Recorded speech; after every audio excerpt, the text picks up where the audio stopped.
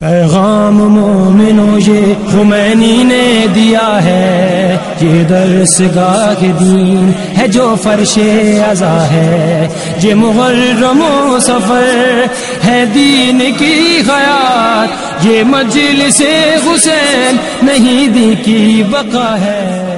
اعوذ باللہ من الشیطان الرجیم، بسم اللہ الرحمن الرحیم، الحمدللہ رب العالمین، الصلاة والسلام علی اشرف الانبیاء والمرسلین، سیدنا و نبینا ابی القاسم محمد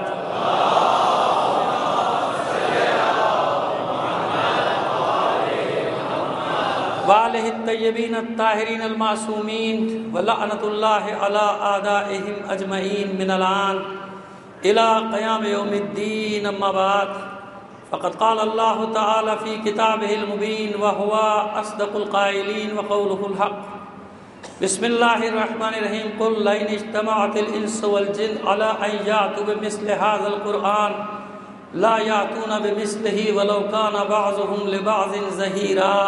صلوات بھیجیے محمد علیہ محمد۔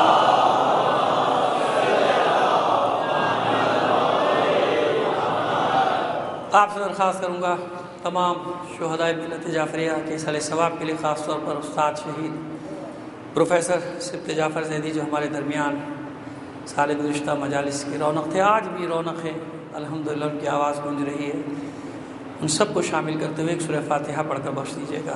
بسم اللہ الرحمن الرحیم۔ اب مل کر ایک بلند آواز سے صلوات بھیج دیجیے محمد و آل محمد۔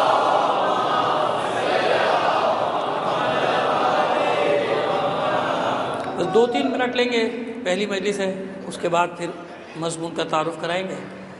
وہ یہ کہ ظاہر ہے کہ ایام اعزا شروع ہو گئے، ہر سال کی طرح ایک مسئلہ ہے کہ بس کیا ہوگا پتہ نہیں، کیا ہوگا، کیسے گزرے گا، جیسے بھی گزرے گا بھائی ایک بات طے ہے کہ عزاداری کل بھی ہوتی تھی، عزاداری آج بھی ہے، ہم نہیں ہوں گے جب بھی ہوگی۔ ایک بات یاد رکھیے، ہمیں کوئی ختم نہیں کر سکتا، یہ یقین رکھیے، کبھی بھی نہیں، ہو ہی نہیں سکتا کہ ہمیں کوئی ختم کر دے۔ مجھے مار سکتے ہیں لوگ، میں ختم ہو سکتا ہوں، ہم نہیں ختم ہوتے۔ یہ میں اور ہم میں بڑا فرق ہے، یہ سمجھ لیجئے گا آج، اور انشاءاللہ آپ جتنا سوچیں گے آپ کا یقین بڑھتا چلا جائے گا۔ میں کیا ہوتی ہے؟ میں ہوتی ہے گروہ، میں ہوتی ہے پارٹی، میں ہوتا ہے گروپ، اور اس کی مدت ہوتی ہے مختصر، 30 سال، 40 سال، 50 سال، 60 سال، بہت زیادہ 80 سال۔ بنو امیہ کی طرح پھر چادر لپٹ گئی، قصہ ختم ہو گیا، جاؤ ختم۔ تاریخ کا گرد و غبار میں کہیں چھپ جاتے ہیں، کچھ نہیں پتہ ہوتا کہاں سے آئے کہاں گئے، ختم ہو گیا۔ میں ختم ہو جاتی ہے، مجھے مار سکتے ہیں لوگ، آپ کو مار سکتے ہیں، ہم کچھ اور ہیں، ہمیں کوئی ختم نہیں کر سکا۔ جس نے بھی ختم کرنے کی کوشش کی، خواہ وہ کسی بھی شکل میں آیا ہو، وہ ختم ہو گیا، اور اسے ختم ہونا ہے، یہ قانون الہی ہے، اسے ختم ہونا ہے، وہ ختم ہو جائے گا۔ ان کے نام بھی ختم ہو جائیں گے، ان کے گروہ ختم ہو جائیں گے، سب کچھ ختم ہو جائے گا، ان کی تنظیمیں بھی ختم ہو جائیں گی، مگر ہم ہیں، ہم تھے، ہم رہیں گے، کیونکہ ہم میں نہیں ہوں، ہم یعنی حسینیت، ہم یعنی کربلا، ہم یعنی عاشورہ، ہم یعنی مذہب حقہ کے فالوور۔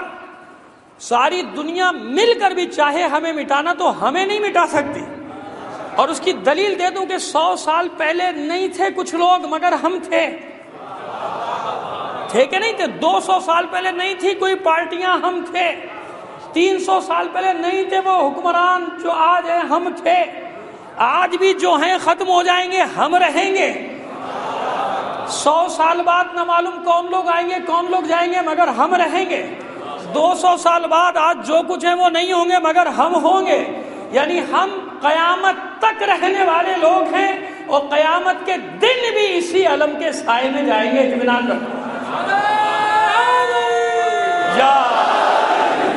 لہٰذا یہ یقین رکھو، یہ لفاظی نہیں ہے، یہ عقیدہ ہے جو بیان کر رہا ہوں۔ مجھے مار سکتے ہو، ہمیں نہیں مار سکتے، کیونکہ ہم جو ہیں وہ میں نہیں ہوں بھائی۔ میں آسان کر کے بتا رہا ہوں، یہ ظاہر ہے کہ بعض لوگ سمجھیں گے فلسفہ منطق، میں اس فلسفے منطق کی گہرائی میں نہیں جا رہا، اگرچہ کہ یہ فلسفہ ہے، اگرچہ کہ حکمت ہے، مگر اس کو یاد رکھیے، آپ اطمینان رکھیے، کیونکہ آپ کی ذمہ داری ہے ہی نہیں یہ ذکر حسین کو قائم رکھنا، برپا کرنا، ہم تو اپنا ثواب لوٹتے ہیں بھائی، سیدھی بات یہ ہے، اپنا حصہ زیادہ سے زیادہ تبرک لینے کی کوشش کرتے ہیں، جیسے تبرک لوٹتے ہیں نا بھائی، اس میں بھی ایک مزہ ہے، ثواب ہے، تو ہم تو وہ اپنا تبرک لوٹنے میں کہ جتنا زیادہ مل جائے ذکر حسین میں سے اتنا ہی ہمیں فائدہ ہوگا نا. یہ ذکر کی ذمہ داری کسی اور نے لی ہوئی ہے بھائی.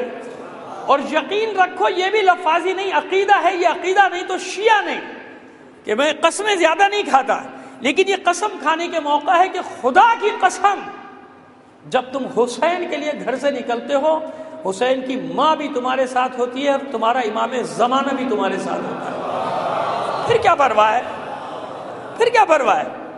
اس سے بڑی کوئی طاقت ہے تو آ جائے، اس سے بڑی کوئی طاقت نہیں، کوئی گھبرانے کی ضرورت نہیں. اول تو گھبرائے کبھی ہے ہی نہیں مومنین، کتنے خراب ہو جائیں حالات، یاد رکھنا ثابت قدم رہنا ہے. اب امتحان ہے نا مومنین کا، اب جو نعرے لگائے تھے اس کو ثابت کرنا ہے. ثابت قدمی کا میدان ہے، پریشان نہیں ہونا ہے، دانت کھٹے کرنے اپنے صبر سے، اپنے برداشت سے، اپنے تحمل سے. مجھے سمجھانے کی ضرورت نہیں، آپ میں کتنے ہی وہ لوگ ہیں، خدا سلامت رکھے سب کے چاہنے والوں کو، لیکن اگر محرم سے 1-2 دن پہلے انتقال ہو جائے تو سویم ویم نہیں کرتے نا. کیوں؟ یہی تو آپ کا اندرونی لاشعور میں وہ عقیدہ ہے نا کہ بابا اپنا غم الگ ہے، حسین کا غم اس پر ہے. یہی تو میں عرض کر رہا ہوں آپ سے کہ اپنا کچھ ہے ہی نہیں. کوئی سویم چلم نہیں کرتا نا اپنا. کیوں نہیں کرتا؟ کہ بابا پہلے حسین کا غم، حسین کی مجلس، حسین کا جلوس. تو یہ دنیا میں ایک الگ ہی قوم ہے جس کی ساخت بالکل الگ ہے. لوگ ہزاروں کروڑوں اربوں روپیہ خرچ کر کے خوشی ڈھونڈنے کی کوشش کرتے ہیں، بھائی یہاں سب کچھ لٹا کر غم حسین لیتے ہیں. جان لٹا کر جو لوگ غم لیتے ہیں وہ ہیں تشیع، وہ ہیں اہل بیت کے عزادار، وہ ہیں حسین کے عزادار. صبر، تحمل، برداشت، اپنے جلوسوں کو ڈسٹرب نہیں ہونے دینا. پوری سازش کی جائے گی، مختلف واقعات کے ذریعے سے مجلسیں ڈسٹرب کر دو، عشرے ڈسٹرب کر دو، جلوس بلائے، ثابت قدمی کے ساتھ. یاد رکھو عزاداری کرنی ہے اپنی جب تک زندہ ہیں. عہد ہے کہ نہیں ہے؟ عہد، وعدہ ہے کہ نہیں ہے؟ وعدہ ہے بابا، جان آنی جانی چلی جائے گی. اس سے اچھی موت کون سی ہے؟ حسین کا ذکر کرنے جا رہا ہوں یا سننے جا رہا ہوں یا سن کر آ رہا ہوں یا کر کے آ رہا ہوں، اس سے اچھی کون سی موت ہے بابا؟ اس موت پہ تو فخر ہے ہمیں، انتظار میں ہم اس موت کے، یہ موت ملے کہ دنیا گواہی دے کہ حسین کا ذکر کر رہے تھے یا سن رہے تھے یا کر کے آ رہے تھے یا کرنے جا رہے تھے یا سن کے آ رہے تھے یا سن کے جا رہے تھے. اور موت تو آنی ہے، اچھی موت، عزت کی موت. مگر صبر کا دامن ہاتھ سے مت چھوڑنا، صبر و تحمل، برداشت. انتظامی امور میں میرے لفظ کو یاد رکھیے گا، انتظامی امور میں سب سے تعاون کرنا ہے.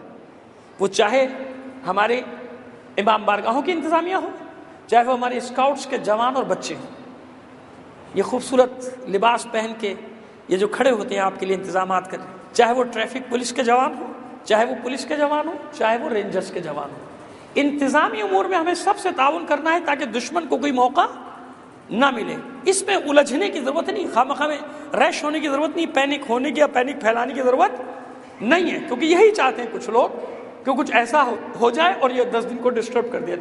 ہمیں نہیں کرنے دینا. لہٰذا بڑے صبر و تحمل کے ساتھ، برداشت کے ساتھ، انتظامی امور میں ان سب کے ساتھ تعاون کے ساتھ. کیوں کہ جو اسکاؤٹس کے بچے کھڑے یہ بھی اپنی جان ہتھیلی پہ رکھ کے کھڑے ہیں نا، جو پولیس کے جوان کھڑے یہ بھی جان ہتھیلی پہ رکھ کے کھڑے، ان کے بھی بال بچے، ان کے بھی ماں باپ ہیں.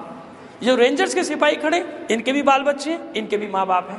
لہٰذا ہم سب ایک ہی اس پر کھڑے ہوئے ہیں. اس وقت ہمیں عزاداری کو اپنے معراج پر لے کر جانا ہے. مجھے افسران بالا سے نہ کبھی کوئی کام تھا، نہ ہے، نہ رہے گا انشاءاللہ.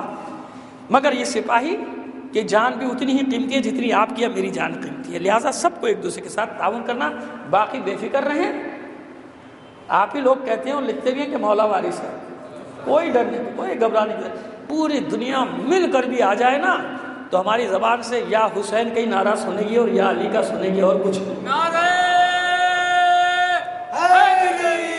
یا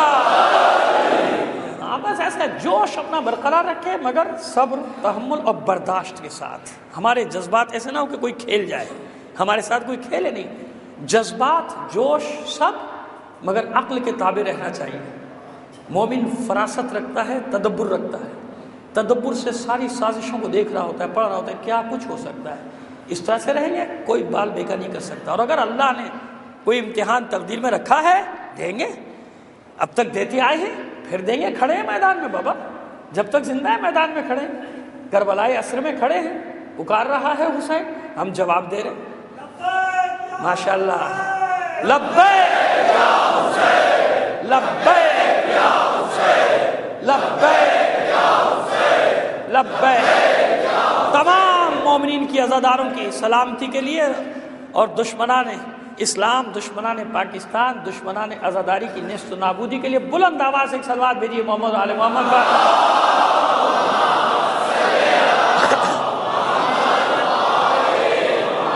بس آج مضمون کا تعارف کرا دیتے ہیں، موضوع کا تعارف کرا دیتے ہیں، تمہیدی گفتگو، پھر انشاءاللہ زندگی رہی کل سے اس کی تفصیل میں جائیں گے۔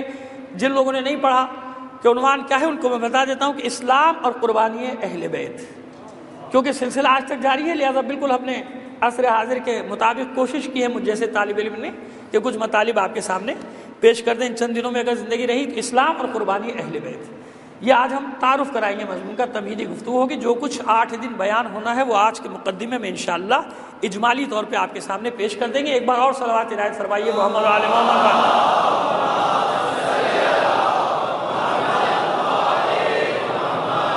قل لئن اجتمعت الانس والجن علی ان یأتوا بمثلہ لا یأتون بمثلہ، اگر تمام جن و انس جمع ہو جائے اس بات پر اس قرآن کی مثال لے آئے، لا یأتون بمثل ھذا القرآن، نہیں لا سکتے، اس قرآن کی مثال نہیں لا سکتے۔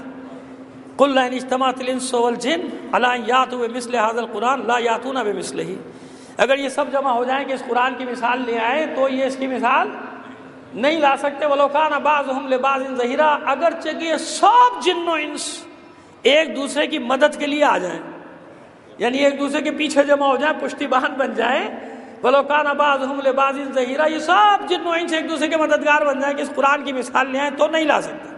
یہ ایک چیلنج ہے قرآن مجید کا قیامت تک کے لیے، اللہ نے چیلنج کیا قیامت تک، تم جو ہم نے دے دیا تم اس کی مثال نہیں لا سکتے، اس کی مثال تم نہیں لا سکتے، کبھی بھی نہیں لا سکتے۔ یہ قرآن کا اعجاز ہے، یہ کیسے اعجاز ہے یہ بتا دیں گے آپ کی خدمت میں۔ اب آگے بڑھیے، اسی سورہ بنی اسرائیل کی 88ویں آیت، اب اسی آیت میں ارشاد ہوا، یعنی اسی سورہ میں 105ویں آیت میں ارشاد ہوا، وَبِالْحَقِّ أَنزَلْنَاهُ وَبِالْحَقِّ نَزَلَ، اور اے رسول ہم نے اس قرآن کو حق کے ساتھ نازل کیا اور یہ حق کے ساتھ نازل ہوا۔ انزلہ اور نزلہ، جیسے انزلناہ ہے نا، ہم نے حق کے ساتھ اسے نازل کیا، یعنی تھوڑا تھوڑا کر کے اس میں آ رہا ہے تدریجی، وبالحق نزلہ، اور یہ حق کے ساتھ نازل ہوا، یہاں دونوں، ورنہ دوسری جگہوں پہ آیات الگ الگ ہیں، نزلہ کا صیغہ الگ آتا ہے، انزلنا کا الگ آتا ہے، ایک نزول دفعی ایک نزول تدریجی ہے قرآن مجید کا۔ اس ہم خشک بحث میں اگرچہ کہ بڑی فائدہ مند ہے، سود مند ہے مومنین کے لیے، لیکن اس کو اٹھا رکھتے ہیں پھر کسی وقت کے لیے، لیکن اتنا سمجھ میں آ جانا چاہیے آپ کو کہ حق کے ساتھ نازل کیا ہے ہم نے اس قرآن کو، اور یہ حق کے ساتھ نازل ہوا۔ وَمَا أَرْسَلْنَاكَ إِلَّا مُبَشِّرًا وَنَذِيرًا، اور اے حبیب ہم نے آپ کو رسول بنا کر نہیں بھیجا مگر خوشخبری بھی سنانے والا اور ڈرانے والا بھی بنا کر بھیجا، یعنی یہ دونوں ذمہ داریاں آپ کی ہیں، آپ لوگوں کو ڈرائیے بھی، اور ایسا اتنا مت ڈرا دیجیے کہ وہ مایوسی ہو جائیں کہ اب تو کچھ ہونا ہی نہیں۔ ہوتا ہے نا بعض دفعہ کہ اتنا ڈرا دو کہ بیچارہ مایوس ہو جائے کہ کچھ بھی کر لو جنت تو نہیں ملنی، کوئی بھی کام کر لو جنت نہیں ملنی، کا ایسا نہیں ڈرائے گا، بلکہ آپ کو ہم نے بھیجا ہے وَمَا أَرْسَلْنَاكَ مُبَشِّرًا، ہم نے خوشخبری سنانے والا، کہ جو گناہگار بندے ہیں ان کو مایوس مت کیجیے گا، ان گناہگار بندوں کو بھی بشارت دے دیجیے گا کہ اطمینان رکھو اللہ تمہارے ہر گناہ کو بخشنے والا بھی ہے۔ قل یا عبادی الذین اسرفوا علی انفسہم لا تقنطوا من رحمت اللہ ان اللہ یغفر الذنوب جميعا، اے رسول اے حبیب ہمارے گناہگار بندوں کو یہ بشارت دے دیجئے کہ اللہ کی رحمت سے کبھی مایوس مت ہونا، میں تمہارا خالق ہوں، تمہارے ماں باپ سے زیادہ تم سے محبت کرتا ہوں، میں نے خلق کیا ہے، وہ جو ماں باپ کی محبت ہے وہ محبت کا خالق بھی تو میں ہی ہوں نا، میں نے ہی تو محبت دی ہے ان کے دل میں، میں خالق، ان سے زیادہ میں تم سے محبت کرتا ہوں، یہ فرمایا جا رہا ہے، یہ بتایا جا رہا ہے لوگوں کو، قل یا عبادی الذین اسرفوا علی انفسہم لا تقنطوا من رحمت اللہ ان اللہ یغفر الذنوب جميعا، کوئی بھی گناہ کرو گے توبہ کرو گے بخشنے والا ہوں، یہ بشارت ہے قرآن کی، ایسے نہیں کہ لوگوں کو بہکانے کے لیے بات کی ہے، قرآن مجید نے دونوں چیزوں کو رکھا، ڈرایا بھی اور بشارت دی تاکہ گناہ گار مایوس ہو کے اور گناہ نہ کرنے لگے کہ اب بخشی تو ہونی نہیں اور گناہ کرتے چلے جاؤ. نہیں، کسی بھی وقت توبہ کا دروازہ کھلا ہے، کسی بھی وقت آ جاؤ، تیرا ہر گناہ میں بخش دوں گا، ہر گناہ کو بخش دیا جائے گا. تو اس قرآن مجید میں کیا ہے؟ اب آئیے، یہ تو ہم نے آیت کی تھوڑی سی تشریح کر دی آپ کے لیے. اب آتے ہیں اصل مضمون کی طرف. اس قرآن مجید میں کیا ہے؟ پروردگار نے اس قرآن مجید میں دین کو کامل کیا. کیسے دین کو کامل کیا؟ کہ جو کچھ گزر چکا، جو کچھ آنے والا ہے، وہ سب اللہ نے اس قرآن میں جمع کر دیا. جمع کیا یا نہیں کیا؟ آیات پڑھنے کی مجھے ضرورت نہیں، تبیانا لکل شیء، کہ یہ قرآن مجید ہر شے کو بیان کرتا ہے. اور دوسری جگہ لا رطب ولا یابس الا فی کتاب مبین، کوئی خشک و تر ایسا نہیں جو قرآن مجید میں موجود نہ ہو. ایسا ہے نا، یہ آیات الہی نا، جو کچھ بھی ہے اولین آخرین کا علم، عالم غیب ہو یا عالم شہود، سب اس میں ہے. عالم غیب ہو یا عالم شہود، دونوں اس میں ہیں. ہمارے لیے ظاہر قرآن حجت، یعنی جو ظاہری آیات ہم پڑھتے ہیں ہمارے لیے حجت، لیکن یاد رکھیں کہ اس کا ایک غیب بھی ہے، اس کا ایک باطن بھی ہے. ایک عالم غیب ہے، ایک عالم شہود ہے. عالم شہود جو میرے سامنے ہے، عالم غیب میرے سامنے نہیں. جو میرے سامنے نہیں اس پہ ایمان رکھوں یا نہ رکھوں؟ جو میرے سامنے نہیں ہے، میں دیکھ ہی نہیں رہا، میں اس کو سن بھی نہیں رہا، سمجھ ہی نہیں رہا، مجھے نظر ہی نہیں آ رہا، تو اب میں اس پر ایمان رکھوں یا نہ رکھوں؟ تو اس عالم غیب اور علم غیب پر یقین کو پہلی منزل قرار دیا پروردگار نے. الف لام میم ذالک الکتاب لا ریب فیہ ھدی للمتقین، وہ متقین الذین یؤمنون بالغیب، ان کی پہلی صفت یہ ہے کہ وہ غیب پر ایمان رکھتے ہیں. شہود پر ایمان رکھنا اتنی اہمیت کا حامل نہیں جتنا غیب پر ایمان رکھنا اہمیت کا حامل. لہذا جو کچھ بھی نظروں سے پوشیدہ تھا، پوشیدہ ہے اور پوشیدہ رہے گا، وہ سب بھی قرآن میں موجود، ہر چیز قرآن میں موجود. اس لیے کسی کتاب کے بارے میں یہ نہیں کہا گیا کہ پورا دین آ گیا. نہ توریت کے لیے کہا گیا، نہ زبور کے لیے کہا گیا، نہ انجیل کے لیے کہا گیا، کسی کتاب کے لیے نہیں کہا گیا، بلکہ ہر کتاب میں بشارت دی گئی. بشارت دی گئی کہ آنے والا آئے گا. احمد نام سے انجیل میں بھی ذکر آ گیا، آنے والا آئے گا. لیکن جب اسی قرآن مجید کو نازل کیا تو ایک مقام پہ کیا فرمایا؟ الیوم اکملت لکم دینکم، آج دین تمہارے لیے، الیوم خاص دن ہے، تفصیل میں بعد میں جائیں گے، تمہید مکمل کر لیں. الیوم اکملت لکم دینکم، آج دین مکمل ہو گیا. واتممت علیکم نعمتی، اور ہم نے اپنی نعمت کو تم پر تمام کر دیا. تمام کرنے کا مطلب کیا ہوا؟ نئی نعمت نہیں آئے گی کوئی، مکمل ہو گئی. مالک کوئی کرے یا نہ کرے، سوال تو ذہن میں آئے گا. تیرا کلام ہے، یقین ہے، لیکن سوال پیدا نہ ہو تو جواب کیسے آئے گا بھائی؟ سوال تو پیدا ہونا ضروری ہے، سوال پیدا ہوگا تو جواب آئے گا. مالک تیرا کلام ہے، یقین ہے، تیرا حکم ہے کہ یقین رکھو، میری کتابیں یقین ہے، تیرا کلام ہے، مگر سوال تو ذہن میں آ رہا ہے کہ تو نے ارشاد فرمایا اتممت علیکم نعمتی، ہم نے نعمت کو تمام کر دیا، مکمل کر دیا، ختم کر دیا، کوئی نعمت اب نئی نہیں. مالک جب یہ آیت نازل ہوئی اس کے بعد ہزاروں لاکھوں کروڑوں نعمتیں دریافت ہو چکی ہیں. ہوئی کہ نہیں ہوئی دنیا میں نعمتیں؟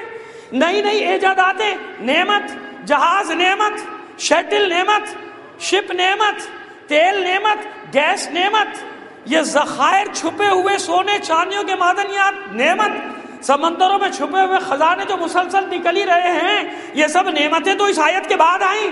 اور ارشاد اور اتممت علیکم نعمتی، اب کوئی نعمت مزید نہیں آتی، نعمت کو مکمل کر دیا، نعمت کو تمام کر دیا. ورضیت لکم الاسلام دینا، اور اسلام مکمل ہو گیا.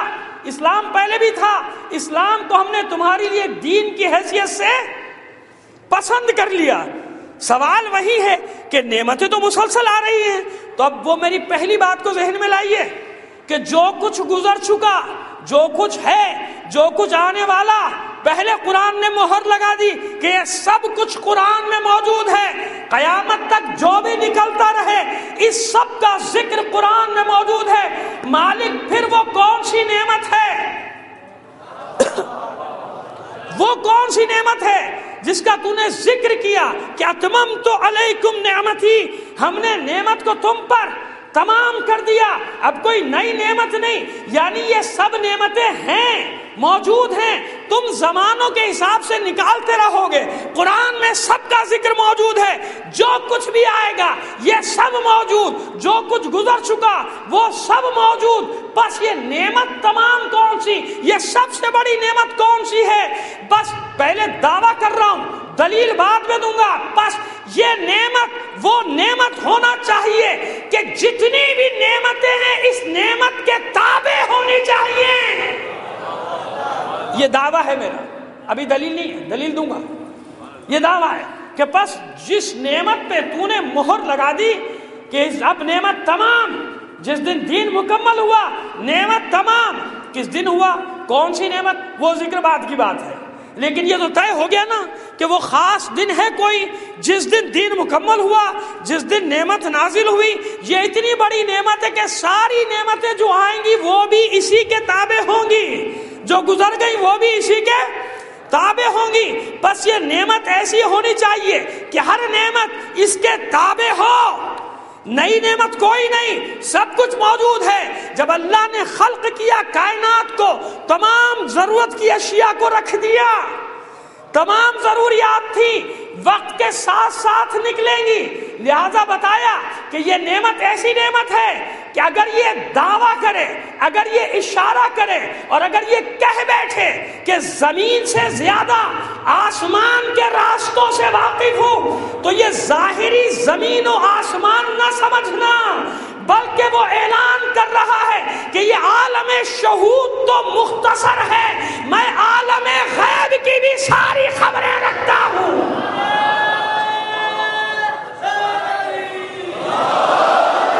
زمین کے راستے،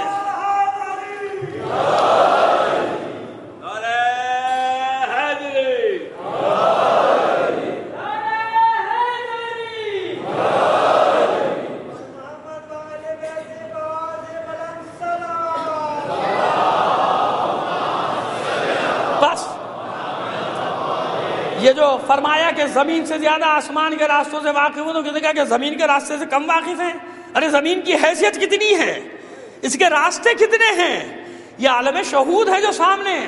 زمین سے مراد یہ بھی مت سمجھے گا کہ خالی کرۂ زمین، جو کچھ بھی سامنے ہے اس سے زیادہ اس کا علم ہے جو تمہاری نظروں سے پوشیدہ ہے. اس عالم غیب کا بھی سارے باذن ربی، اپنے اللہ کے حکم سے مجھے یہ حاصل ہے، اللہ کے حکم سے مجھے طاقت اور یہ اختیار حاصل ہے کہ میں اولین کا بھی سابقین کا بھی، اور یہاں سے زیادہ اس عالم ظاہری سے زیادہ عالم غیب کی خبریں میرے پاس ہیں. کیا ہونے والا ہے میں اس کی بھی خبر رکھتا ہوں. لہٰذا یہ کون سی نعمت ہونی چاہیے؟ یہ وہ نعمت ہونی چاہیے کہ تمام نعمتیں اس کے تابع ہوں. پہچانا کیسے جائے کہ یہ سب سے بڑی نعمت ہے؟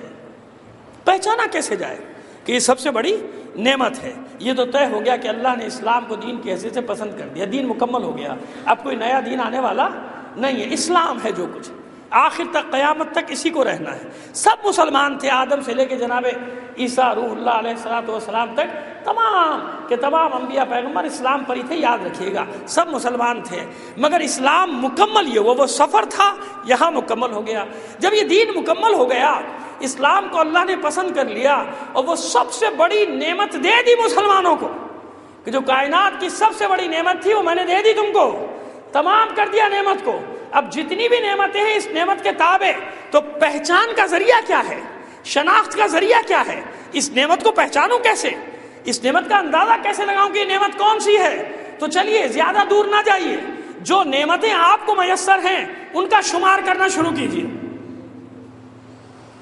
گھر نعمت، ماں باپ نعمت، بہن بھائی نعمت، بیوی بچے نعمت، اچھی زندگی نعمت، آسودگی نعمت، اچھی آب و ہوا نعمت، پانی نعمت، ہوا نعمت، یہ جتنی بھی آپ کے پاس ہے گنتے چلے جائیے. اب مقابلہ کیجئے کہ ان میں قیمتی نعمت کون سی ہے. اب موازنہ کیجئے، مقابلہ کیجئے نعمتوں کا کہ ان میں قیمتی نعمت کون سی ہے.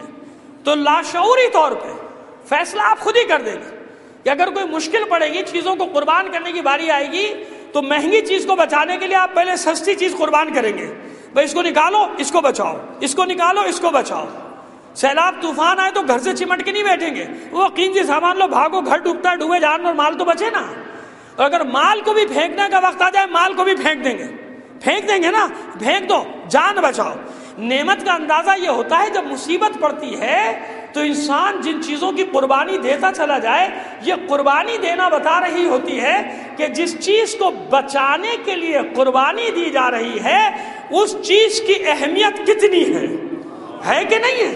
لہذا ہمیشہ انسان بڑی نعمت کو بچانے کے لیے دوسری نعمتوں کو چھوٹی کا لفظ میں استعمال نہیں کرتا، کیونکہ اس سے اہانت یا حقارت کا تصور پیدا ہو سکتا ہے نا، بلکہ دیگر نعمتوں کو قربان کرنا شروع کر دے گا۔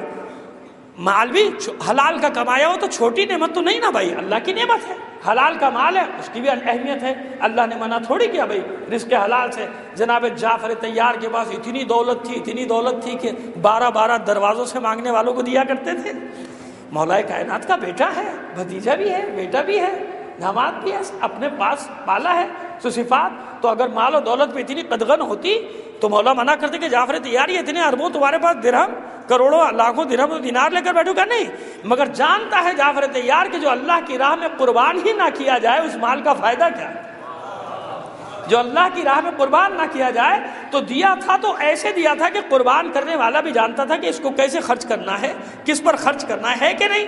تو انسان مال بھی اہمیت رکھتا ہے مگر قربان کر دے گا جان بچانے کے لیے۔ اور جب جان بچانے کی باری آئے بھائی اپنے بچوں کو بچانے کے لیے سب کچھ قربان کر دے گا۔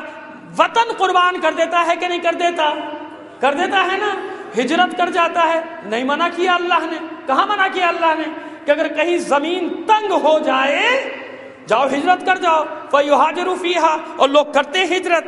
کئی لوگ مجھ سے اعتراض کرتے کہ فلانا چلا گیا۔ میں نے کہا دیکھو بھائی جانا مانا الگ بات، آپ نہ جاؤ، میں بھی نہیں جا رہا، میں بھی یہی ہوں اپنے لوگوں میں، لیکن بات یہ ہے کہ اللہ رسول نے منع نہیں کیا نا، میں کیوں منع کروں؟ میں کون ہوتا ہوں کسی کو منع کرنے والا کہ بھائی تو نہ جا، یہاں پہ بیٹھ۔ خواہ میں آپ لوگ طنز اور اس کی زبانیں کھولتے ہیں دوسروں کے لیے، نہیں منع نہیں کیا اللہ نے۔ کیوں؟ جب ایسا دیکھے کہ تنگ ہو گئی مجھ پر زمین تو ہاجروا فیہا، اللہ کی زمین بہت بڑی ہے، قرآن مجید میں فرمایا جاؤ ہجرت کر جاؤ۔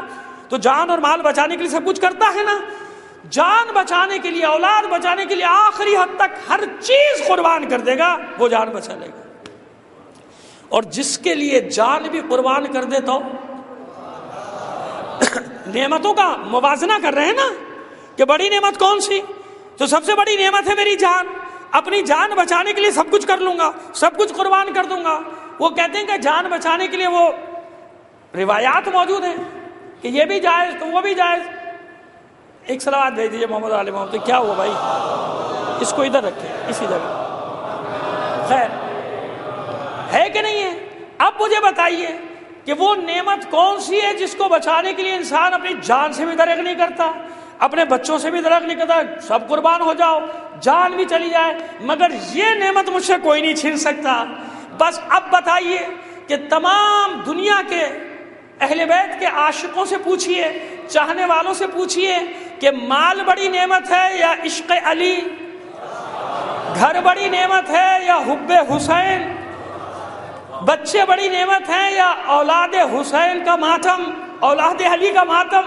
پتہ چلتا چلا جائے گا نا کہ بڑی نعمت کیا ہے۔ تو سب سے بڑی نعمت کو بچانے کے لیے سب سے قیمتی چیز دینی پڑتی ہے۔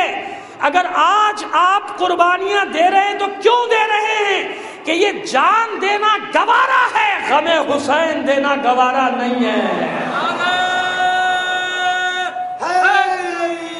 یا آپ کو یہ جان دینا گوارا ہے، مال دینا گوارا ہے، عشق علی دینا گوارا نہیں ہے۔ یہ ہے وہ نعمت، اتممت علیکم نعمتی، یہ علی کی ولایت، علی کے عشق کی صورت میں وہ نعمت دے رہا ہوں کہ جو بھی اس نعمت کو پہچان گیا، جو نہیں پہچانا اس کی بات نہیں کر رہا۔ وہ تو اس دن بھی نہیں پہچانے تھے جس دن خدا کے رسول نے اعلان کیا تھا، کہاں پہچانے تھے؟ اور جو پہچانے تھے انہی نے اس وقت بھی رسول کی آواز پہ لبیک کہا تھا، ان ارواح نے، اور آج بھی لبیک کہہ رہی ہیں کہ نہیں کہہ رہی؟ تمہارا کمال نہیں، یہ غدیر کے دن جو اعلان ہوا ہے تو قیامت تک ارواح نے کچھ نے لبیک کہا تھا، کچھ نے منہ پھیرا تھا۔ جس نے منہ پھیرا تھا آج تک منہ پھیرے ہوئے ہے، جس نے لبیک کہا تھا قربانیاں دے رہا ہے، لبیک کہہ رہا ہے۔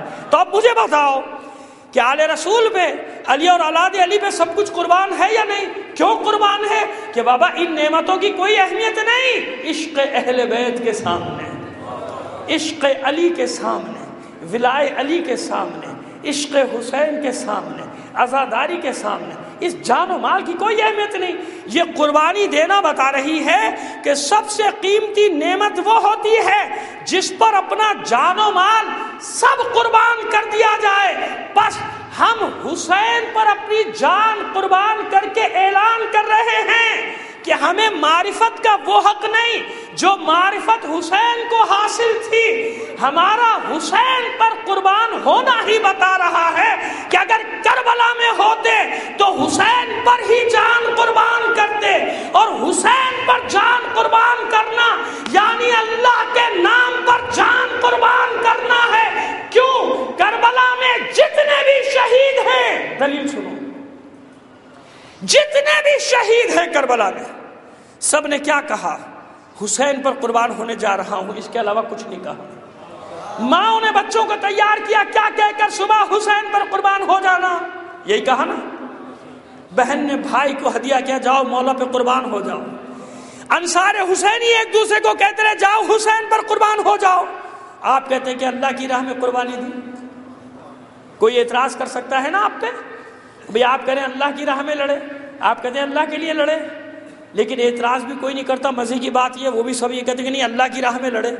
بھائی میں تو یہ دیکھ رہا ہوں مقاتل کی کتب میں یہی لکھا ہے جہاں جس کے اقوال لکھے ہیں حسین پر اپنے مولا پہ جان دے رہا ہوں، حسین پہ جان دے رہا ہوں۔ ماؤں نے بچوں سے یہ کہا جاؤ حسین پر قربان ہو جاؤ، چچا پہ قربان ہو جاؤ، ماموں پہ قربان ہو جاؤ، بھائی پہ قربان ہو جاؤ۔ ایسے ہی ہے نا، ایسے ہی ہے نا، جاؤ اپنے بابا پہ قربان ہو جاؤ، یہی کہا؟ یہ کب کہا اللہ پہ قربان ہو جاؤ؟ نہیں نہیں، عمل بتا رہا ہے نا۔ جانتے ہیں کربلا کے 72 مائیں بھی جانتی ہیں کہ جیسے حسین عشق الہی میں ڈوب گیا ہے، اس کے عشق میں ڈوب جاؤ۔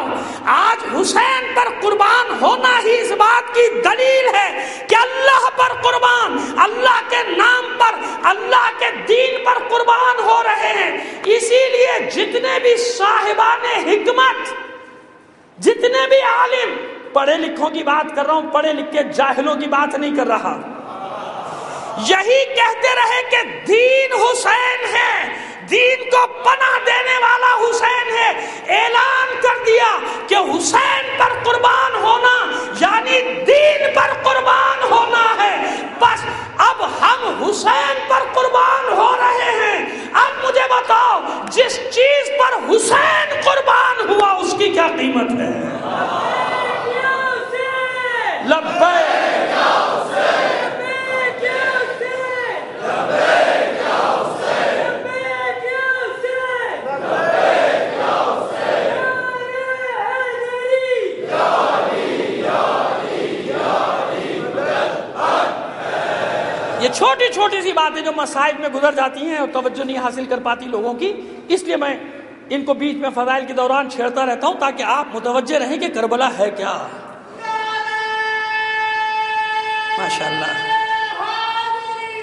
یا اب سمجھ میں آ گئی بات؟ یعنی ہم حسین پر قربان ہو رہے ہیں تو اب انصاف سے کام لیجئے کہ ہم کتنا ہی قیمتی شہید دیں۔ آپ اسی امام بارگاہ میں آپ کو یاد ہوگا جو حضرات حاضر تھے، شہید سبط جعفر کی، شہید کی سوئم کی مجلس میں نے عرض کیا تھا نا کہ قیمتی مال بچانے کے لیے قیمتی قربانی دینا پڑتی ہے۔ بھائی یہ ہمارا فخر ہے، خدا کی قسم لوگ کہتے ہیں نا اتنا قیمتی آدمی چلا گیا، تو خدا کے بندو یہ تو دیکھو وہ مال کتنا قیمتی ہے جس کو بچانے کے لیے سبط جعفر گیا ہے، جس کو بچانے کے لیے عارف حسینی شہید ہو گئے، جس کو بچانے کے لیے ہمارے اتنے علماء، اتنے جوان، اتنے انجینئر، اتنے ڈاکٹر۔ ارے ہمارا تو ہر آدمی قیمتی ہے بھائی، چاہے وہ خوانچہ لگانے والا ہو، کیونکہ حسین کا عاشق ہے۔ حسین کے عاشق کی قیمت کوئی کیا لگا سکتا ہے قیمتی، لیکن بات یہ ہے کہ وہ مال کتنا قیمتی ہے، وہ جنس کتنی قیمتی ہے جس کے لیے قربان ہو رہا ہے کہ نہیں ہے؟ یہی بات ہے نا، بس حسین پر قربان ہونا، کیونکہ ہماری یہاں تک پہنچے، ہم جانتے ہیں کہ حسین پر مر گئے، اللہ راضی ہو جائے گا، اللہ راضی ہو جائے. اب مجھے انصاف سے بتائیے کہ ہمارے جوان کتنے ہی قیمتی صحیح، ہمارے بیٹے، ہمارے بھائی، ہمارے دوست، ہمارے علماء، ہمارے ڈاکٹر، ہمارے انجینئر، ہمارے دانشور، ہمارے شعراء، ہمارے خطبہ، ہمارے سوسان، ہمارے نوحہ خان، سب قیمتی ہیں، کتنے ہی قیمتی ہوں، مگر یہ اتنا قیمتی مال آیا کہاں سے آپ کے پاس؟ دیا کس نے ہے؟ ذرا یہ بھی تو سوچا کرو، کس نے دیا ہے؟ پوچھو ان کی ماؤں سے کہ کس نے دیا ہے، پوچھو ان کی ماؤں سے کس نے دیا یہ قیمتی. تو یہی سب کا جواب ہوگا کہ در حسین سے، یہی جواب ہوگا نا. یہی آ کے منتیں مانتی ہیں، یہی آ کے دعائیں مانگتی ہیں، اور دنیا سمجھتی ہے کہ یہ پتہ نہیں کیا کریں، اللہ سے مانگتے نہیں، ان سے مانگتے. اللہ سے وہ مانگے جو اس وسیلے کو نہیں پہچانتا جسے اللہ نے دینے والا قرار دیا ہے. ہم جانتے ہیں اللہ، ہم جانتے ہیں کہ ان کو وسیلہ بنا کر مانگنے کے کتنے فائدے ہیں. ان کو وسیلہ بنا کر مانگنے سے وہ بھی خوش ہو جاتا ہے جس نے انہیں خلق کیا ہے. مصور ہے، کئی بار عرض کر چکا ہوں، مصور ہے، یہ تصویریں ہیں. ہر مصور اپنی تصویر کی تعریف میں خوش ہوگا کہ نہیں ہوگا؟ لہذا اس لیے ہم وسیلہ جانتے ہیں، تو ہماری ماں نے یہاں سے لیا ہے نام ہے.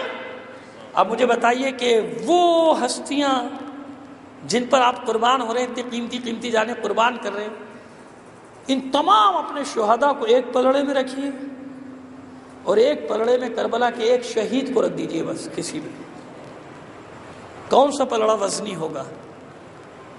اپنے تمام بیٹوں کو رکھ دیا جائے جو ہزاروں لاکھوں کروڑوں اس 14 صدیوں میں ہم دے چکے قربانیاں. بچے خاص طور پہ میری طرف توجہ رکھیں گے، بیٹا آپ کو کچھ نصیحت کرنا چاہ رہا ہوں. ہزاروں لاکھوں کروڑوں جو بیٹے ہمارے اب تک شہید ہو چکے 14 صدیوں میں، تو اتنے ہو ہی گئے ہوں گے. تو مجھے بتائیے ان سب کو ایک پلڑے میں رکھیں، اور ایک بیٹے کو حسین کے ایک پلڑے میں رکھ دیجیے، علی اکبر کو. ہے کسی کا بیٹا اتنا قیمتی؟ نہیں ہے نا. اون محمد کو رکھ دیجیے. پلڑے کا لفظ استعمال کرنا بھی میں گریز کرنا چاہتا ہوں ایسے الفاظ سے کہ جو مجھے خود قریب لگتے ہیں، لیکن سمجھانے کے لیے عرض کر رہا ہوں، میزان کہہ لیجیے، میزان قرار دے دیجیے کہ میزان بنا لیجیے. قاسم، اون محمد، 6 ماہ علی اصغر، قوت بازو عباس، ہے نا. اب مجھے بتائیے، اب اندازہ کیجئے، اپنے دل سے فیصلہ لیجئے کہ کون زیادہ قیمتی ہے. اب حسین جس مقصد کے لیے یہ قربان کر رہا ہے، یہ قربانیاں دے رہا، وہ مقصد کتنا عظیم ہے. میں نے آج کی تمہید باندھی تاکہ آپ کو سمجھ میں آ جائے کہ قربانی اہل بیت ہے کیا اور کہاں سے اس کا آغاز ہو رہا ہے. جناب ابراہیم سے شروع کریں گے ہم بات کو، انشاءاللہ زندگی رہی تو کل سے ہم وہاں سے شروع کریں گے بات کو، بتائیں گے اور یہ سلسلہ آج تک جائے. کیوں؟ کس لیے؟ مقصد کیا ہے؟ کیا مقصد ہے حسین؟ ایک ہی مقصد ہے، لو کان دین محمد لم یستقم الا بقتلی فیا سیوف خذینی. اے میرے نانا کہ دین اگر تو نہیں بچ سکتا، اگر نہیں بچ سکتا سوائے اس کے کہ میں قتل کر دیا جاؤں، آؤ تلوار میرے ٹکڑے کر دو. یہ حسین ہے. اس کا مطلب حسین کا وعدہ ہے اپنے نانا سے، حسین کا وعدہ ہے اللہ سے، قربان کر دوں گا سب چیزیں. اگر حسین قربانی کے لیے تیار نہ ہو، یا مادر حسین قربانی کے لیے تیار نہ ہو، کوئی مسئلہ نہیں. اگر یہ دعا کریں گے مستجاب الدعا ہیں، واقع کربلا نہیں ہوگا. مگر جانتا ہے حسین، میرا مولا جانتا ہے کہ اگر یہ قربانی نہ دی گئی تو پھر کیا ہوگا؟ اسلام ختم ہو جائے گا. پھر ایک نیا دین، پھر ایک نئی کتاب، پھر ایک نیا رسول. لہذا اس وقت 1 لاکھ، پچھلے سال جو عشر ثانی پڑھا تھا اس کا پورا خلاصہ ایک جملے میں کر رہا ہوں کہ 1,24,000 انبیاء کی زحمتیں، محنتیں، مشقتیں، یہ سب مرہون منت ہیں کربلا کی. یہ جو زیارت وارث آپ پڑھتے ہیں کیا ہے بھائی؟ یہی تو ہے نا، اس پہ میں پڑھ چکا پورا پچھلے سال.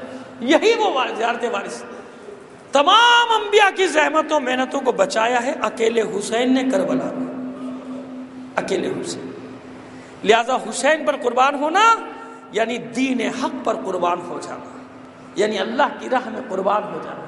ایک عاشق رسول جب عشق رسول میں جان دیتا ہے تو معاذ اللہ کیا کہ شرک ہو گیا، بدعت ہو گیا، رسول کے نام پہ مر گیا، اللہ کے نام پہ نہیں مرا. نہیں، عشق رسول میں جان دینا، عشق آل رسول میں جان دینا در حقیقت کس سے عشق کا اعلان ہے؟ بھائی میں رسول سے کیوں عشق کر رہا ہوں، میں آل رسول سے کیوں عشق کر رہا ہوں؟ اسی لیے تو وہ اس دین کے پاسبان ہیں، انہوں نے انسانیت کو بچایا، انسانیت کی رہنمائی کی.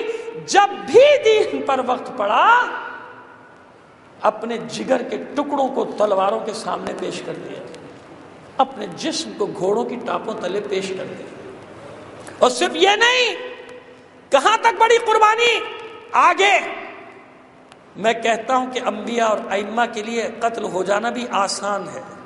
70,000 سے کے لگ بھگ انبیاء شہید ہوئے ہیں، قتل کیے گئے ہیں. یاد رکھیے گا 70,000 کے لگ بھگ انبیاء قتل ہوئے ہیں اور شہید ہوئے ہیں، شہید کیا گیا ان کو، وہ بھی آسان ہے. لیکن کسی نبی اور پیغمبر کے لیے بھی یہ کام بڑا مشکل ہے کہ اس کی ناموس بازاروں میں جائے. آپ پہنچ گئے جہاں تک میں پہنچانا چاہ رہا تھا، ہے نا؟ انبیاء کی تاریخ موجود ہے نا آپ کے سامنے، قصص انبیاء موجود ہے نا. انبیاء کے لیے بھی یہ کام سخت ہے، اپنی مصیبت جھیل لیں گے. معبود مجھے کچھ بھی ہو جائے، میری ناموس بازار میں گئی ہے، پروردگار امتحان کو ختم کر دے میرے. اللہ نے سن لی انبیاء کی، سنی پیغمبروں کی، مان لی دعا، ٹھیک ہے پیغام، یہ امتحان ہم نے ختم کر دیا. انبیاء کے لیے بھی سخت ہے کہ اپنی اولاد کو اس طرح خون میں غلطہ دیکھیں، لہٰذا آنکھوں پہ پٹیاں باندھی. جناب ابراہیم نے بھی، جناب اسماعیل نے بھی پٹیاں باندھی کہ ایک دوسرے کو دیکھیں نہیں. مگر یہ حسین ہے کربلا میں، حسین. نہ علی اکبر کی آنکھوں پر پٹی ہے، نہ حسین کی آنکھوں پر پٹی ہے، کچھ بھی تو نہیں. کیسی کیسی قربانیاں آج پہلی ہے نا. بہرحال ہمارا دستور اپنے بزرگوں کے حساب سے چلتا ہے. اس پہلی محرم کو ہمیشہ مخصوص کر دیتے ہیں یتیمان مسلم کے ساتھ. جناب مسلم کا ذکر ہوتا ہے نا 8-9 ذی الحج کو، تو ہم نے جب سے ممبر پہ اللہ نے توفیق دیے بیٹھنا شروع کیا، اپنے اجداد کی سنت پہ چلتے ہیں. جو ہم نے ان کو سنا کہ پہلی محرم کو ان یتیموں کا ذکر کرو جو کوفے کی گلیوں میں رات بھر بھٹکتے رہے پناہ کی تلاش میں.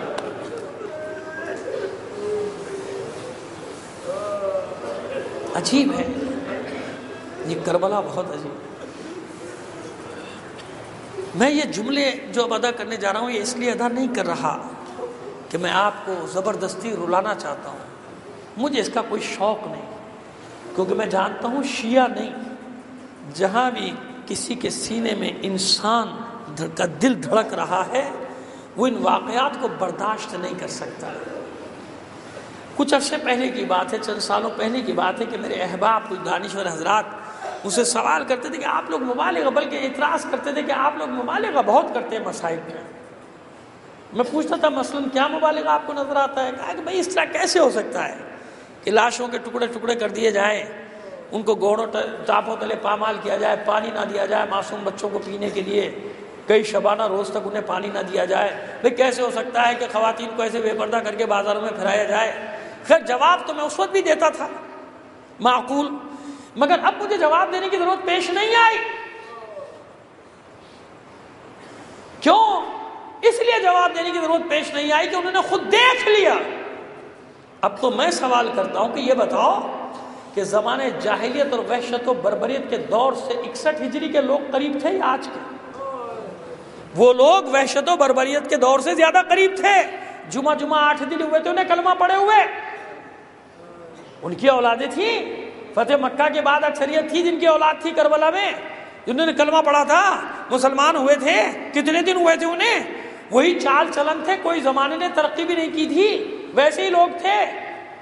نہیں یقین آتا تھا ہماری باتوں کا. مگر آج تم نے دیکھا 1400 سال کے بعد یہ ماڈرن ایج، یہ جدید دور جسے کہا جاتا ہے، جدید دور میں دیکھا تم نے کہ سارے دنیا کی میڈیا نے دکھایا کہ جب آج ایسے لوگ ہیں جو سینہ چاک کر کے انسان کا دل نکالیں اور فخر سے چبائیں اور ویڈیو بنوائیں تو اب تم اندازہ کر لو کہ آج تک جب نفرت اور بغض کا یہ عالم ہے تو 1400 سال پہلے یہ نفرت اور بغض کی آگ کیسی ہوگی ان کے سینوں میں، جنہیں یہ بتایا گیا تھا کہ علی نے تمہارے باپ کو قتل کیا، علی نے تمہارے چچا کو قتل کیا، علی نے تمہارے ماموں کو قتل کیا.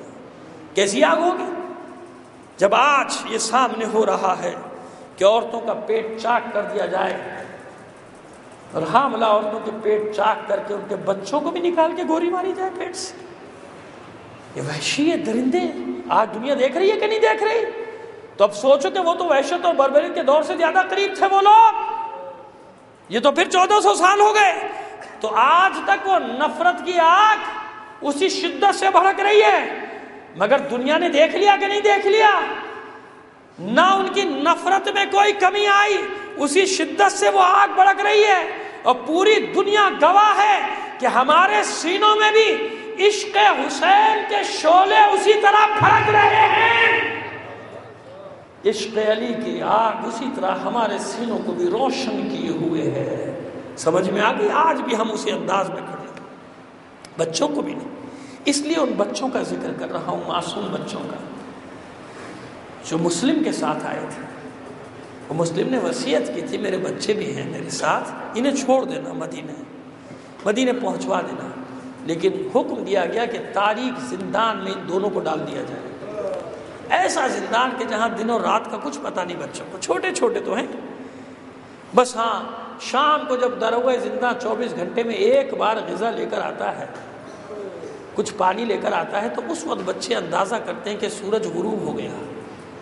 پھر اس حساب سے وہ اپنی نمازوں کے وقت کا تعین کیا کرتے تھے. چھوٹے چھوٹے بچے کب سے کتنے دن رہے، واقعہ کربلا ہو گیا، بچوں کو کچھ نہیں معلوم.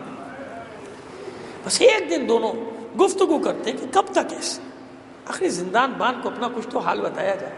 طے پایا آج آئے گا تو اس سے کچھ بات کر. جو ہی آئے کہ بھائی ایک بات سنتا تھا. وہ کتنی عجیب بات ہے ذرا. میں اپنے ان دوستوں کو کہتا تھا کہ تم جس کو مبالغہ کہتے ہو نا، سنو، ہمیں تو پتہ ہی نہیں کربلا میں ہوا کیا. ہمارے پاس تو چند واقعات پہنچے ہیں، انہی کی تکرار کرتے کرتے ہزاروں سال بھی گزر جائیں تو کوئی ہمارے اشکوں کے سیلاب کو روک نہیں سکتا. چند واقعات ہیں میرے بھائی. یہ جو آپ 2 مہینے 8 دن سنتے ہیں، پوری کربلا کس نے رقم کی، کہاں رقم کی، کون اس ایک ایک لمحے کو قید کر سکتا ہے؟ جو مصیبت میں گزارا ہے آل رسول نے، جو مصائب دیکھے ہیں کربلا میں، پھر کربلا کے بعد کوفے تک، کوفے سے شام تک، کون رقم کر سکتا ہے ان کو؟ چند واقعات. مگر یہ چند واقعات ہی ایسے ہیں کہ جب ان کی تکرار کی جائے کلیجہ پھٹنے لگتا ہے انسان کا. بیان کرنے والے میں بیان کرنے کی طاقت نہیں ہوتی، سننے والا کہاں سے سنے گا؟ ان معصوم بچوں کا حال کوئی کہانی قصہ تھوڑی ہے. یہ چھوٹے بچے جب وہ آیا شام کو، کہا بھائی ایک بات سن. رک گیا، کیا بات ہے کہو. محمد عربی کو پہچانتا ہے؟ حیران ہو کر کہتا ہے کیوں نہیں پہچانتا، مسلمان ہوں، کلمہ پڑھتا ہوں. کہ اچھا یہ بتا کیا جعفر طیار کو بھی پہچانتا ہے؟ کہا ہاں، کیوں نہیں جانتا، میرے رسول کا بھائی ہے چچا زاد، جس نے حبشہ میں نجاشی کے دربار میں کلمہ حق بلند کیا، اور جب علم کو سنبھالتے ہوئے بازو قلم ہوئے، شہید ہو گیا، تو میرے رسول نے اسے جعفر طیار کا لقب دے کر بتایا کہ اللہ نے اسے 2 پر دیے ہیں اور یہ پرواز کرتا ہے جنت میں ان پروں کے ذریعے سے، اس لیے جعفر طیار ہے. ہمت بڑی بچوں کی. عقیل کو پہچانتے؟ ہاں، کیوں نہیں پہچانتا، میرے رسول کا چچا زاد بھائی ہے، جعفر کا بھائی. اب ہمت کر کے کہتے ہیں علی کو بھی پہچانتا ہے. اب حیران ہو کر کہتے ہیں تمہارا ان ناموں سے کیا تعلق ہے، تم کیسے جانتے ہو؟ کیوں نہیں جانتا علی کو؟ میرا مولا ہے، میرا آقا ہے، میرا سید ہے، میرا سردار ہے، رسول کا بھائی ہے، اس کی بیٹی کا شوہر ہے، سپاہی ہے نا معمولی سا، اسے کیا معلوم، وہ تو نوکری کر رہا ہے اپنے، اسے کچھ بھی نہیں معلوم. سیدھا سادہ سا ایک آدمی ہے بیچارہ، جیسے ہوتے ہیں معاشرے میں ایسے بکھرے ہوئے ہوتے ہیں مولائی جگہ جگہ بیچارے، سیدھے سادے، اور ان کے دلوں میں محبت اہل بیت کا نور جگمگا رہا ہو. اب ہمت کر کے کہتے کہ ہم اسی خانوادہ رسالت کے چشم و چراغ بھائی، رسول ہمارے دادا ہے، ہم مسلم بنی عقیل کے یتیم ہیں، ہم عقیل کے پوتے ہیں، ہم جعفر کے پوتے ہیں، علی کے پوتے بھی ہیں، علی کے نواسے بھی ہیں۔ اتنا سننا تھا، قدموں پہ سر رکھ کے رونے لگا، بچوں تم نے مجھے آج تک بتایا کیوں نہیں تھا کہ تم کون؟ مجھے معاف کر دو، مجھ سے بڑا گناہ ہو گیا۔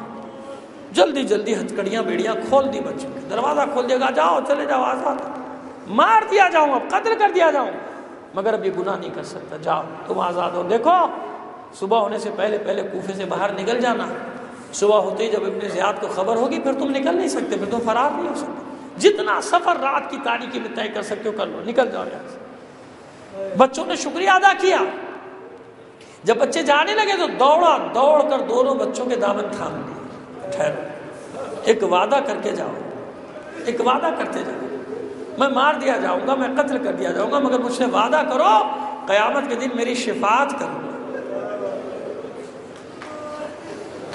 کتنا یقین ہے اسے ان بچوں کی شفاعت پر کہ یہ بچے اپنی شفاعت رکھتے گا، میں مار دیا جاؤں گا، میں قتل کر دیا جاؤں گا، مگر مجھ سے وعدہ کر کے جاؤ کہ میری شفاعت کرو گے قیامت کے دن۔ یہ اس کا یقین، یہ اس کا عقیدہ۔ ان بچوں کو بھی اپنے حق شفاعت پر اتنا یقین ہے کہ اس کا ہاتھ تھام کر کہتے ہیں تجھ سے وعدہ کرتے ہیں تیرے بغیر جنت میں قدم بھی نہیں رکھتے۔ دونوں بچے نکل گئے، خوش ہو گیا سپاہی، نکل گئے زندان سے باہر، مگر کاتب تقدیر نے کچھ اور لکھا ہے نا۔ رات بھر یہ دونوں معصوم بچے، چھوٹے چھوٹے بچے گلیوں میں کوفے کی بھٹکتے رہے، مگر نکلنے کا راستہ نہ ملا۔ جب صبح نزدیک ہوئی، فجر کی نماز پڑھی، اس سے پہلے کہ سورج طلوع، ایک درخت میں اپنے آپ کو چھپا لیا، پوشیدہ کر لیا، اس کے نیچے ایک جوہر ہے۔ زوجہ حارث کی کنیز پانی بھرنے آئی، ابھی صبح کی سفیدی ہلکی ہلکی نمودار ہو رہی ہے، دیکھا کہ جوہر کے پانی میں دو چاند سے چہروں کا عکس پڑ رہا۔ حیران ہو کے درخت کی طرف دیکھتی کہ ایسے چہرے میں نے اس سے پہلے کوفے میں دیکھے۔ ہاشمی حسن کی یادگار۔ میں نے شہداء میں بہت سارے معصوم بچوں کو بھی دیکھا، اپنے شہداء جوانوں کو بھی دیکھا، حسین جوان، حسین بچے، چھوٹے چھوٹے بچے جو کوئٹہ پارا چنار سے لے کر یہاں تک شہید کر دے۔ ہم سب ان کے وارث ہیں، ہم سب سوگوار ہیں، بس ان تمام ماؤں بہنوں کو، بھائیوں کو، ان بڑھاپے جن کے بڑھاپے کے سہارے چھین لے گئے، ان سب کی تسلی کے لیے میں ایک حقیقت پسند آدمی ہوں، وہ پیش کر رہا ہوں کہ سنو تمہاری تسلی ہو جائے گی، رو لو مسلم کے بچوں پر۔ میں نے ایسے چہرے نہیں دیکھے، یہ کس مملکت کے شہزادے ہیں؟ دیکھ کر کہتی ہے درخت کی طرف، تم کس مملکت کے شہزادے؟ نیچے آ جاؤ، مت ڈرو مجھ سے، تم امان میں ہو، میں تمہاری حفاظت کروں، مجھے بتاؤ تم کون ہو۔ دونوں بچے نیچے آئے، اس سے کہا ہم مسلم کے یتیم، مومنہ ہم پر ایک احسان کر دے، کوفے سے باہر نکلنے کا راستہ بتا دے، ہم رات بھر بھٹکتے رہے، ہمیں راستہ نہیں ملا، بس مسلم کا نام سنا گھبرا کے کہتے ہیں جلدی چلو میرے ساتھ، تم دن کی روشنی میں نہیں نکل سکتے کوفے سے باہر، میری مالکن مومنہ ہے، اہل بیت کی چاہنے والی ہے، چلو اس کے پاس لے کے چلتی ہوں، کوئی راستہ نکالے گی۔ گھر میں داخل ہوئی، زوجہ حارث کو حال بتایا، خوش ہو گئی، کہتی ہے تم میری امان میں آ گئے، اب تمہیں کوئی نقصان نہیں پہنچے گا، کل ایک قافلہ جانے والا ہے، اس میں چھپا کے تمہیں بھیج دوں گی۔ نہ معلوم کتنے عرصے سے زندان میں تھے، نیا لباس دیا بچوں کو، بہترین غذا دی، اور بتاتی نہیں کیونکہ سمجھ گئی کہ بچوں کو نہیں معلوم کہ کربلا ہو گئی، بچے سہم جائیں گے، دہل جائیں گے، نہیں بتایا، بس اتنا کہا کل بھیج دوں گی تمہیں مدینے، خوش ہے۔ اور پھر اس کے بعد باتیں بھی کرتی کہ دیکھو جانا شہزادیوں کو، رسول زادیوں کو اس کنیز کا سلام پہنچا دینا۔ رات ہوئی، ایک کوٹری میں کہا تم یہاں رات بھر آرام کرو، یہاں کوئی نہیں آتا، باہر سے قفل ڈال دیا کہ میرا شوہر ابن زیاد کے دربار میں ملازم ہے، کہیں ایسا نہ ہو کہ انعام کے لالچ میں تمہیں اس کے حوالے کر دیں، لہذا چھپا دیا۔ حارث دیر سے آیا، پوچھا دیر کیوں؟ کہ مسلم کے یتیم زندان سے فرار ہو گئے، بہت بڑا انعام رکھا. سارا دن ڈھونڈتا رہا, تھک گیا, مگر وہ دونوں مجھے ملے نہیں. کہا کیوں؟ رسول خدا کا دل دکھاتا ہے, کیوں فاطمہ کی بد دعائیں لیتا ہے. چھوڑ ان 2 بچوں کا پیچھے. کھا پی کے سو گیا. اب یہاں تو کچھ اور ہے نا مقدر میں. چھوٹے بھائی کی آنکھ کھلی اس شب کے بعد. بڑے بھائی کا شانہ ہلا کر کہتا ہے بھیا اٹھو, بھیا اٹھو. بھائی نے آنکھ کھولی, کیا بات ہے؟ کہ بھیا میں نے عجیب خواب دیکھا ہے, عجیب خواب دیکھا ہے. میں نے خواب میں رسول خدا کو دیکھا. ان کے سامنے ہمارا بابا آیا. رسول خدا سوال کرتے ہیں مسلم میرے بچوں کو کہاں چھوڑا ہے؟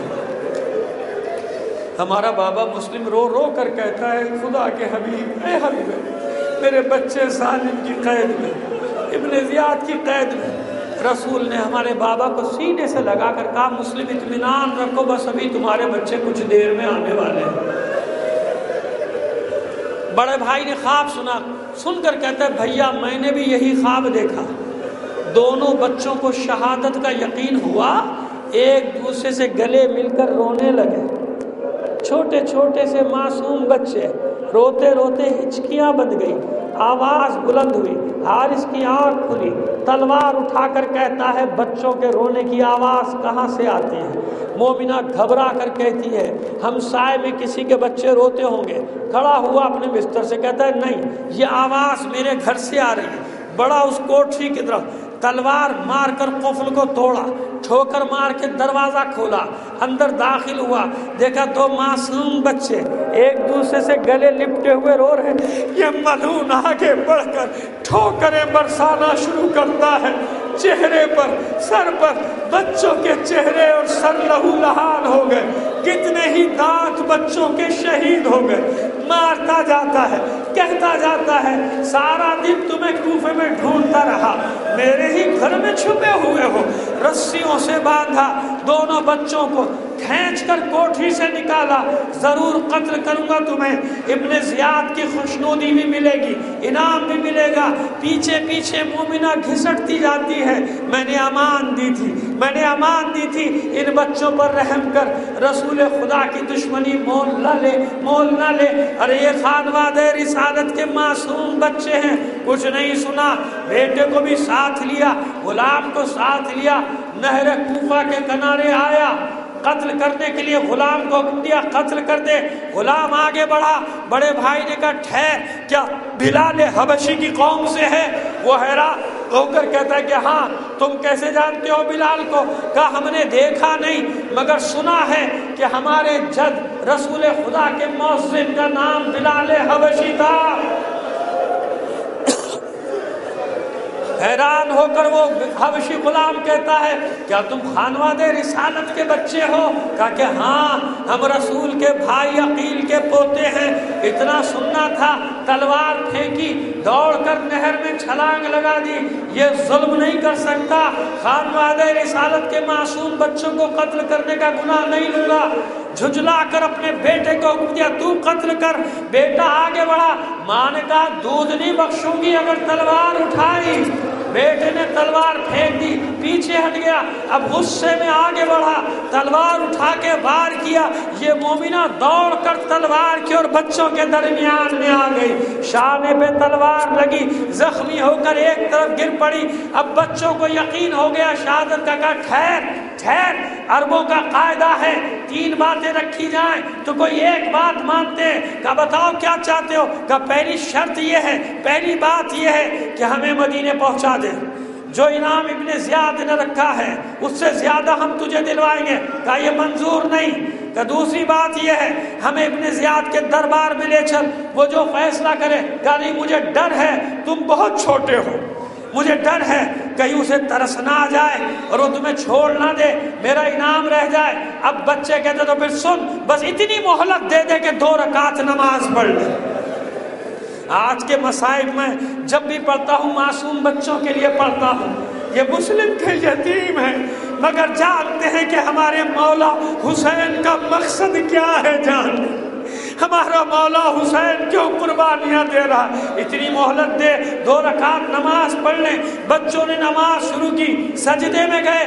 یہ ملعون آگے بڑھا, بڑے بھائی کی گردن پہ تلوار کا وار کیا. کیا، سر تن سے جدا کیا، دھڑ کو اٹھا کے نہر کے حوالے کیا۔ چھوٹے بھائی نے بڑے بھائی کے سر کو اپنے سینے سے لگا دیا، چلا چلا کر کہتا ہے بھیا بھیا مجھے اکیلا چھوڑ کر نہ جانا، اکیلا چھوڑ کر نہ جانا۔ حارث نے چھوٹے بھائی کے ہاتھ سے بڑے بھائی کے سر کو چھینا، تھیلا ساتھ لایا تھا اس تھیلے میں ڈال دیا۔ چھوٹے بھائی نے بڑے بھائی کے خون میں کروٹیں لینا شروع کر دی، تڑپ رہا ہے، کروٹیں لے رہا ہے۔ دوسرا وار کیا، چھوٹے بھائی کے سر کو بھی تن سے جدا کیا، سر تھیلے میں ڈالا، دھڑ کو نہر کے حوالے کیا۔ ارے بڑے بھائی کا جسم اپنے چھوٹے بھائی کے انتظار میں سطح آب پر ٹھہرا ہوا تھا۔ جو ہی چھوٹے بھائی کے جسم کو پھینکا ہے، دونوں بے سر کے لاشیں بغل گیر ہوئے، تہے آپ بیٹھ گئے۔ صبح ہوئی، بنی اسد کے چند کسان گزر رہے ہیں، ایک منظر دیکھا، کوئی بی بی سر سے پیر تک سیاہ چادر میں ملبوس نہر کے کنارے بیٹھی زار و قطار رو رہی، زار و قطار رو رہی۔ پوچھا آگے بڑھ کر بی بی تیرا کوئی قیمتی سامان گر گیا؟